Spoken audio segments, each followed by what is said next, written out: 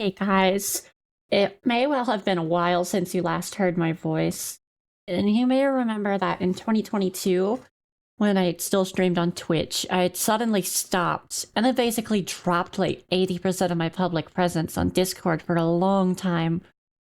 When I came back, I promised myself I wouldn't let it happen again, but I broke that promise. I broke it big time. If you, for whatever reason, liked the stuff I made, then I'm really sorry. I know I betrayed you in that sense. I know I betrayed myself.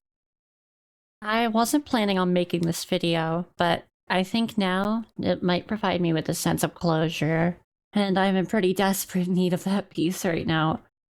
Before I start talking about myself more, I want to make a quick shout out. See, there's exactly one public space where I've been noticeably more active than others, and even there it was mostly in a private space. That would be Small Might BT's community. Smalls has been an instrumental part in keeping me going, and largely due to its proximity to the situation that made me stop streaming again in the first place.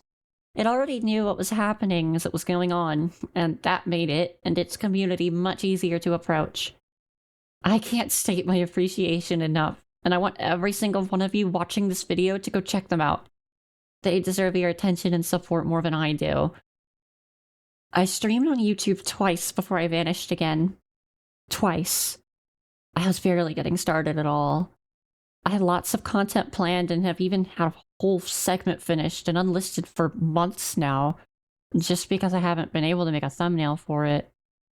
And all that was just because of one little intermission card playing. It was the break that ended me. Anyway, I need to go for a second. I'll be back in just a moment.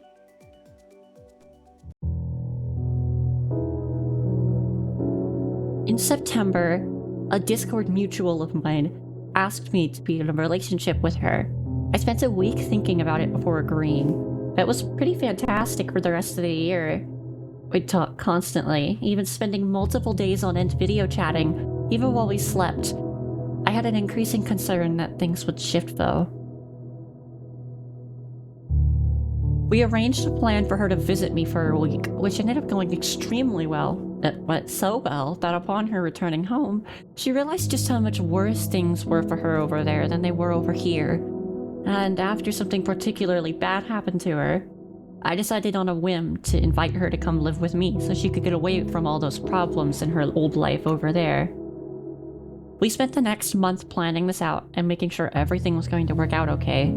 This was also successful, and I did all that I could to help her set up a life here and provide easy access to opportunities to improve her own mental health and recover from what she'd been going on over there. It was all going so well, until it wasn't. It wasn't an overnight change, but I began to notice certain incompatibilities, sometimes very harmful, in our relationship that, over time, became too much to bear. In April, I cut off the relationship, but continued to allow her to live with me. I still cared a lot about her and wanted her to be safe. After helping her find a job and giving her some more direct financial assistance, she started streaming too, and noticed I'd been making a very big deal out of not interrupting her streams.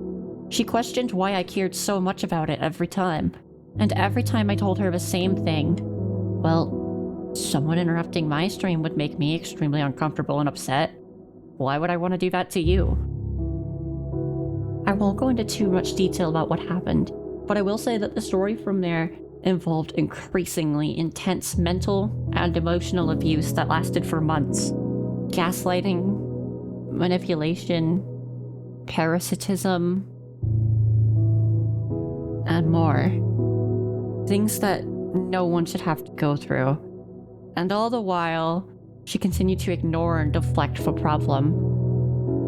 Even after we had a dedicated session with my therapist to make sure she knew all of how I felt, nothing changed. And that brings us back here. At this moment, she entered my room and started going through my stuff unannounced to look for her package. I had set the package down on her seat by her computer, and I think I managed to hide the problem pretty well on stream, but after that race ended, I had to put it on hold for a moment to confront her about it. It was very emotionally fueled, and I made sure she knew how upset I was that she ignored my every warning and ended up not only interrupting my stream, but horribly violating my privacy as well. The stream ended not long after this, and it ended up becoming a very pivotal moment in my head. The abuse continued to get worse and worse until I eventually had to kick her out.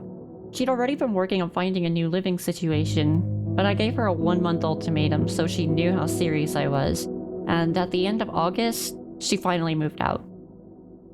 I haven't been okay ever since. They say that if you don't meet a partner you find online in real life within 6 months of the relationship starting, then the relationship won't last. I met this goal and did everything I could to maintain it and keep things healthy, but nothing I did was ever enough. I'll be okay though. I'm always okay.